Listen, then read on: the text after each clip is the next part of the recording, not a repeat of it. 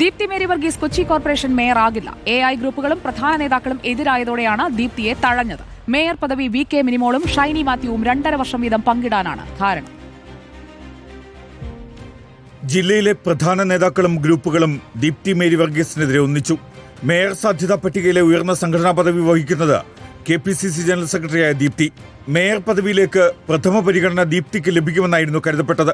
എന്നാൽ ദീപ്തി വിരുദ്ധ വിഭാഗത്തിലെ നേതാക്കൾ ഉറച്ച നിലപാട് സ്വീകരിച്ചതോടെ കാര്യങ്ങൾ മാറി.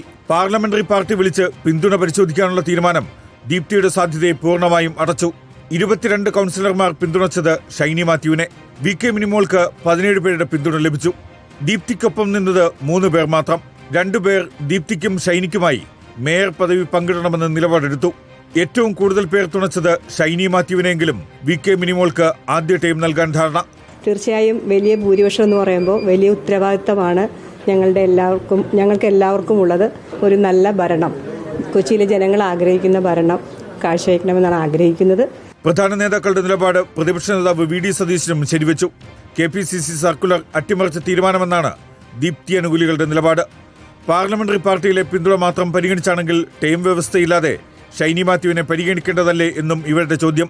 ജില്ലയിലെ KC പക്ഷം തീരുമാനത്തിൽ കടുത്ത അതൃപ്തിയിലാണ്. ഡെപ്യൂട്ടി മേയർ പദവി ദീപക് ജോയിയും KVP കൃഷ്ണകുമാറും 2.5 വർഷം വീതം പങ്കിടും. റിപ്പോർട്ടർ, കൊച്ചി.